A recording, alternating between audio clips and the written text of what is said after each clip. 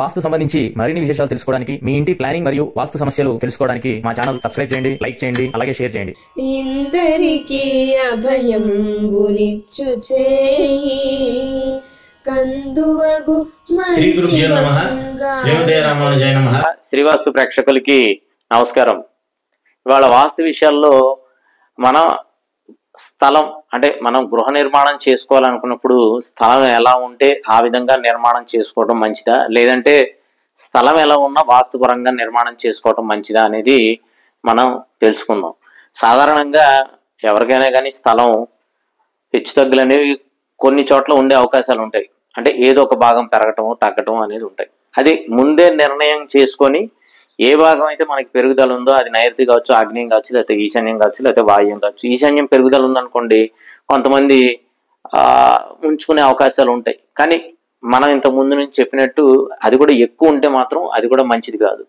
అలాగే కొన్ని స్థలాలు ఇప్పుడు మనం విజయవాడ ప్రాంతంలో మనం చూడడం జరిగింది. ఈ విధంగా అంటే స్థలం ఈ విధంగా ఉంది, దీనికి రోడ్డు ఇలా ఉండి ఇటు నుంచి కూడా ఒక రోడ్డు వచ్చింది. అంటే ఆల్మోస్ట్ ఇది ఏమవుతుందంటే తూర్పు ఈశాన్యం, ఒక రకంగా చెప్పాలంటే వీధి పోటు అనుకోండి. సాధారణంగా మనకి వాస్తులో చెప్పిన దాని ప్రకారం తూర్పు ఈశాన్యం వీధి పోటు అనేది మంచిది.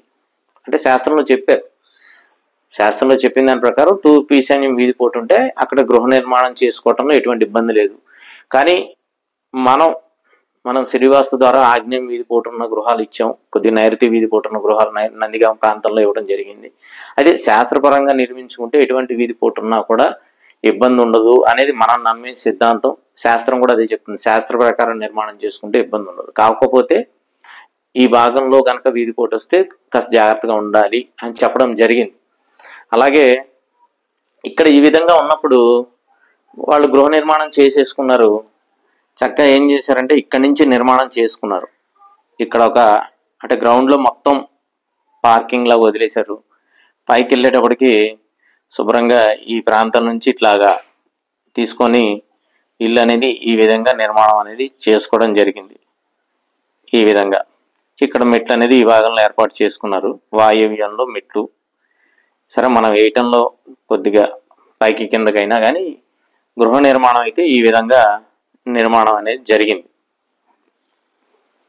తీసుకోవటం అంటే ఈశాన్య భాగాన్ని ఈ విధంగా యాస్టీజ్గా ఏ షేప్లో అయితే ఈ ఆగ్నేయ భాగం కూడా వాళ్ళ సంబంధించిన వాళ్ళది. సరే అది వస్తే తీసుకొని మొత్తం అనుకున్నారు, అది రాలేదు. సరే యాస్టీజ్గా ఇది ఉన్నది మొత్తం ఈ విధంగా ఇల్లు నిర్మాణం చేశారు. ఇక్కడ ఎంట్రన్స్ డోర్ పెట్టుకున్నారు. ఇది ఒక గదిలాగా సపరేట్గా ఈశాన్యంలో గది ఏర్పాటు చేసుకున్నారు, చిన్న రూము. ఇక్కడ మాత్రం ఆగ్నేయంలో కిచెను, ఇవన్నీ ఇక మామూలుగా ఇక్కడ బెడ్రూము.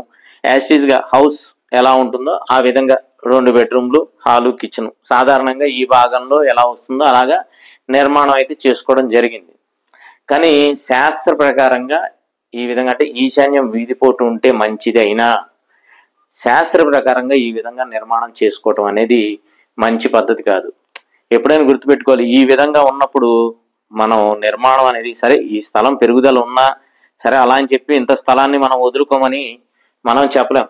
స్థలం వదిలేసేయండి, దీన్ని కట్ చేసేసేయండి అంటే రోడ్డు ఉంది, అటు నుంచే ఉంది కాబట్టి యాస్టీజ్గా ఆ స్థలం వదిలేసేసేసి నిర్మాణం చేసుకోమని మనం చెప్పలేం. అంటే ఈ స్థలం ఇక్కడ కట్ చేసి రోడ్డుకు వదిలేమని చెప్పలేం.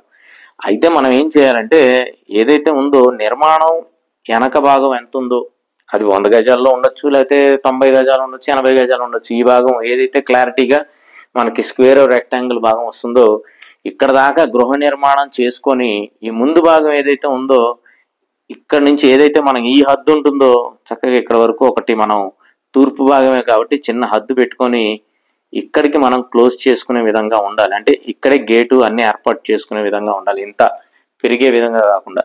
అయితే ఇది స్థలం మందే కాబట్టి ఈ భాగం కూడా కరెక్ట్గా షేప్లోనే ఉంది. వాస్తవంగా ఇది కూడా పొడుగు వెడల్పు అనేది కరెక్ట్గానే ఉంది.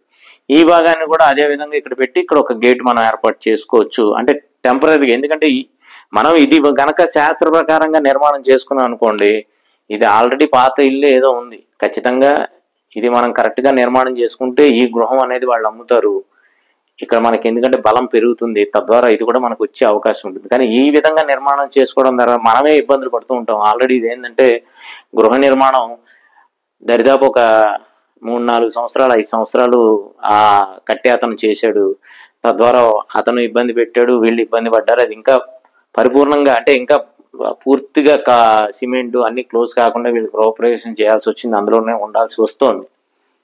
ఎందుకంటే బిల్డర్కి వీళ్ళకి కొద్దిగా ఇష్యూస్ అయ్యి, లీగల్ ఇష్యూస్ అయ్యి, ఇట్లా రకరకాల ఇబ్బందుల వల్ల ఉండాల్సి వస్తుంది. కాబట్టి నిర్మాణం చేసుకునేటప్పుడు ఈ అవకాశం ఉంది కాబట్టి ఇలా మనం చెప్పడం జరిగింది. కొన్ని దక్షిణం ఇలా ఉండొచ్చు, ఈ విధంగా అంటే దక్షిణం నుంచి వచ్చే విధంగా ఉండొచ్చు దారి మనకి. ఇలాగ రకరకాలుగా ఎక్కడైనా కానీ మనకి గృహం అనేది, స్థలం అనేది ఎలా ఉంటే ఆ పద్ధతిలో కట్టుకోవటం అనేది కాకుండా దాన్ని కరెక్ట్గా షేప్ చేసుకొని మనకి ఎంత అవకాశం ఉంటుందో అంత నిర్మాణం చేసుకోవడం ద్వారా మనకి ఆ స్థలంలో మనకి బలం ఎప్పుడైతే వెళ్తుందో ఆటోమేటిక్గా మనకు ఆ పక్క స్థలం ఏదన్నా కలిసి వచ్చే అవకాశం ఉంటుంది.